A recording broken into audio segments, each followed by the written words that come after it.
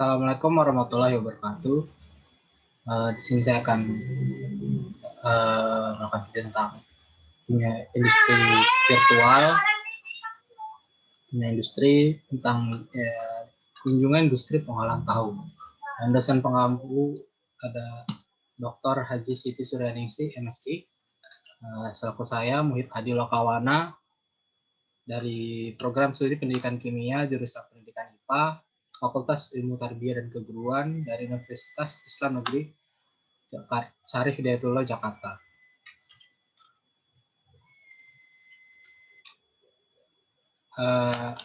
Pertama, saya akan menjelaskan latar belakang dari industri. Jadi, kacang kedelai merupakan salah satu tanaman polong-polongan yang menjadi bahan dasar makanan Asia Timur seperti kecap, tahu, tempe. Indonesia kedelai menjadi sumber gizi protein nabati utama. Meskipun Indonesia harus mengimpor sebagian besar kebutuhan kedelai. Sebagai salah satu produk olahan utama kedelai, tahu memiliki kandungan protein nabati yang lebih baik dibandingkan protein hewani yang bersumber dari daging, susu, ataupun telur. Tahu sangat digemari oleh semua kalangan masyarakat. Selain itu, tahu juga dapat dibuat dengan mudah tanpa harus melakukan keahlian khusus dari seorang dengan latar belakang ilmu pengetahuan tertentu. Dari menurut data Badan Pusat Statistik tahun 2015, konsumsi tahu Indonesia mencapai 0,144 kg per kapita per pekan. Sangat tinggi dibandingkan konsumsi daging sapi atau kerbau yang hanya 0,08 kg per kapita per pekan. Permintaan tahu yang tinggi, pembuatan yang dibilang mudah, membuat industri rumah tangga terdorong untuk produksinya. Dasar pembuatan tahu adalah melarutkan protein baik berasal dari protein apa saja yang termasuk yang terkandung dalam kedelai dengan menggunakan air sebagai pelarutnya. Setelah protein tersebut larut, diusahakan untuk mendapat kembali dengan menambahkan bahan pengendap sampai terbentuk gumpalan-gumpalan protein yang akan menjadi tahu. Berdasarkan uraian di atas, banyak industri pengolahan tahu. Maka peneliti melakukan kunjungan ke salah satu tempat pengolahan tahu. Dan untuk bahan baku untuk pembuatan tahu itu sendiri, pertama adalah kedelai, yang kedua adalah garam, kedua ada air cuka, ada kayu bakar, 5 minyak tanah atau solar, 6 adalah air besi atau air biasa yang digunakan nantinya. Alat dan bahan yang digunakan adalah pertama adalah perendaman. Dan dari alat perendaman itu adalah alat penyaringan, yaitu untuk menyaring kedelai dari kotoran setelah direndam dan sekaligus dibersihkan. 3 ada alat penggilingan, diesel atau mesin penggilingan untuk menggiling kedelai. Ada ember untuk wadah adonan, tong besar untuk tempat pengampungan air. 4 ada alat rebusan. Dapur yang dirancang dengan menggunakan cerobong asap dan tempat pemisah antara kayu bakar dan abu sisa pembakaran. Ada wajan besar untuk merebus air yang terdapat dari sumber pencaharian rumah. 5 ada alat penyaringan. Kain halus untuk menyaring, tempat untuk wadah dari kedelai. 6 alat cetakan. Cetakan dari besi yang dibuat dari kotak untuk mencetak tahu itu sendiri. Dan ada kain halus untuk alat cetakan. Ada alat pengepres berupa batu besar untuk memadatkan tahu. Ada pemisah pemotong untuk pemotongan tahu. Dan ada mistar panjang atau dari besi untuk menggaris tahu agar pemotongannya rapi dan merata sama besar.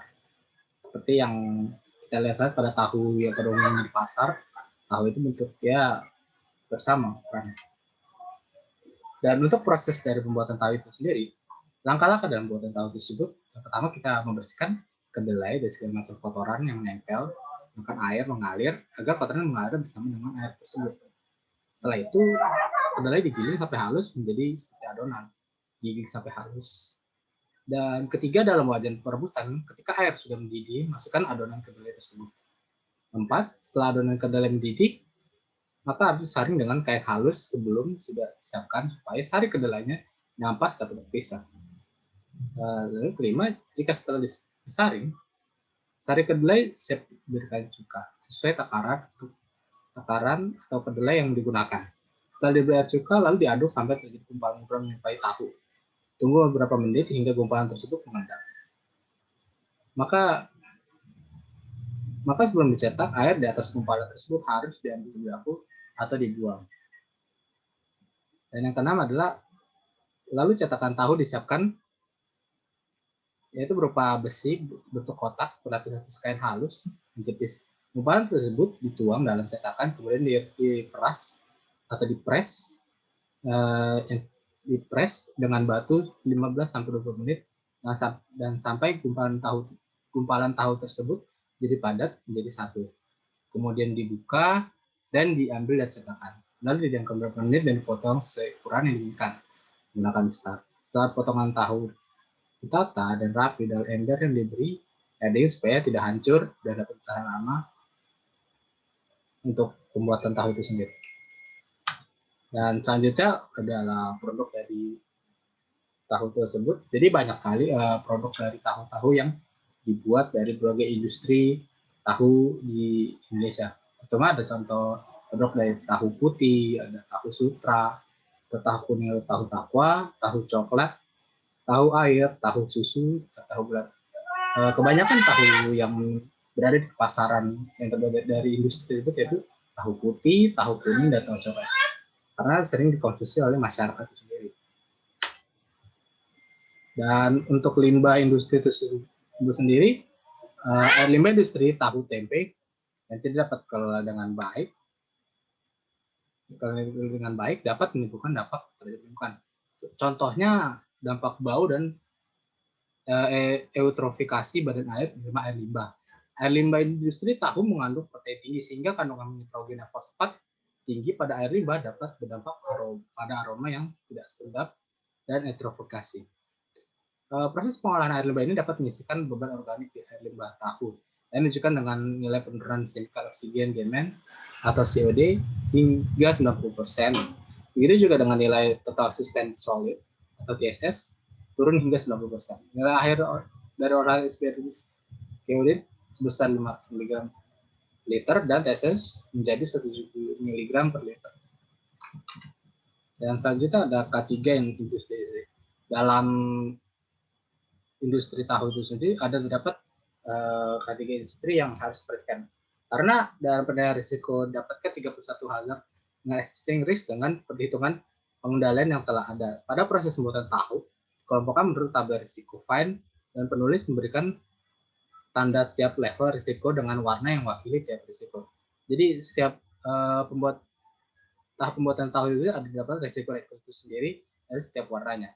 Contohnya dengan warna merah berarti sangat tinggi yang sebanyak 11 dampak 35,4%, dan sehingga risiko dengan level skala oranye berarti level priority sebanyak 1 sebanyak 14 dampak 45,1%, resiko dengan level risiko kuning yang berarti pada level substansial sebanyak 5 dampak 16,1%, resiko dengan level risiko hijau muda yang berarti pada level priority 3 sebanyak 1 dampak atau 3,2%. Dari langkah tersebut, proses komunikasi dan konsultasi dapat dilakukan untuk berupa pemberian informasi terkait bahaya dan risiko di pabrik tahu tersebut. Dengan melakukan komunikasi dan konsultasi diharapkan pekerja yang terdapat pada industri tersebut bekerja dengan selamat serta sehat dalam melakukan pekerjaan. Untuk selanjutnya dari kandungan kimia tahu itu sendiri. Komposisi kimia tahu pada umumnya adalah sebagai berikut.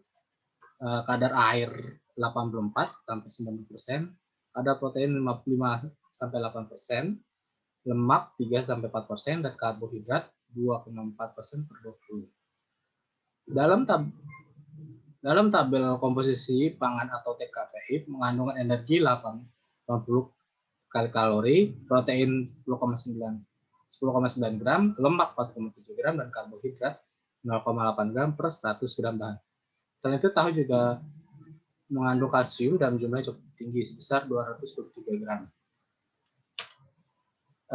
Dari manfaat, contoh dari manfaat industri tahu itu sendiri ada manfaatnya, yaitu limbahnya. Karena setiap limbah dari semua tahu tersebut memiliki manfaat dan juga tersendiri. Ada yang bisa dimanfaatkan dan ada yang bisa dibuang. Tapi ternyata limbah dapat diolah kembali, jadi sesuatu yang bermanfaat. Berikut jadi contoh dari limbah dari tahu itu sendiri yang saya observasi begitu. Jadi limbah itu dapat mendapat sebagai salah satu buatan oncom. Jadi sisa dari pembuatan tahu tersebut dapat digunakan untuk pembuatan oncom atau bahan makanan lagi. Limbah cair. Limbah cair pada perebusan pertama dapat dijadikan sebagai bahan pembuatan susu kedelai. Ketiga, ada limbah padat dari sisa kulit kedelai dapat dijadikan sebagai pakan ternak. Dan juga terdapat juga limbah yang tidak bermanfaat, yaitu limbah yang didapat dari rebusan yang kedua. Limbah tersebut wujud cair berwarna putih kekuningan dan berbau tidak sedap atau menyengat. Limbah tersebut tidak dapat diolah kembali karena ada bau yang tidak sedap, itu bisa dibilang tidak layak digunakan. Lalu referensi dari pembuatan materi ini adalah dari Cahyani, dari analisis perhitungan harga pokok produksi pabrik pada pabrik produksi pabrik tahu, dari Lagian Kutuarjo, skripsi Fakultas Ekonomi Universitas PGRI Yogyakarta.